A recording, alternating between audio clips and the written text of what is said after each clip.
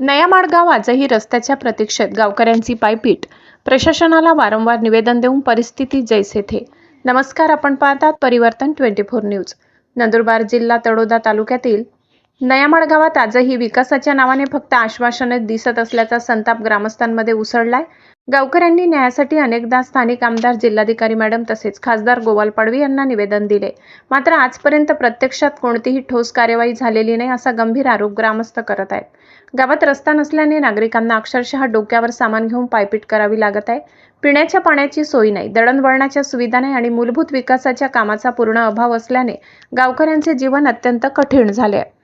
निधी आला म्हणतात, पण कामाची सुरुवात कुठेच दिसत नाही। आम्ही फक्त आश्वासन ऐकत आलो आहोत असा संतप्त सवाल ग्रामस्थ उपस्थित करत आहेत। अनेकदा निवेदन देऊन प्रशासनाकडून केवळ कागदी प्रक्रिया झाल्याचे दिसते, प्रत्यक्ष जमिनीवर मात्र काहीच बदल नाही।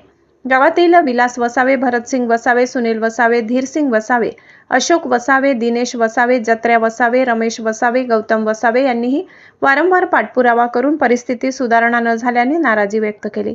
गावकऱ्यांचा एकच सवाल आता ठळकपणे पुढे येतोय, नयामाड गावासाठी रस्ता नेहमी कधी होणार आणि आश्वासनांचं प्रत्यक्ष कामात रूपांतर कधी होणार? गावकरी आजही आशेवर आहेत, पण त्याचबरोबर त्यांच्या संयमाची मर्यादा संपत चालल्याची भावना स्पष्टपणे दिसत आहे। परिवर्तन 24 न्यूजचा संदेश, जनतेचा आवाज, गावखेड्याचा प्रश्न आणि विकासाची खरी कहाणी आम्ही मांडतो। अन्याय, दुर्लक्ष आणि अपूर्ण आश्वासनाविरोधात परिवर्तन न्यूज नेहमीच जनतेच्या बाजूने उभा आहे। नयामाडसारख्या गावांना मूलभूत सुविधा मिळेपर्यंत आम्ही आवाज उठवत राहू। परिवर्तन न्यूज, सत्यासाठी, जनतेसाठी।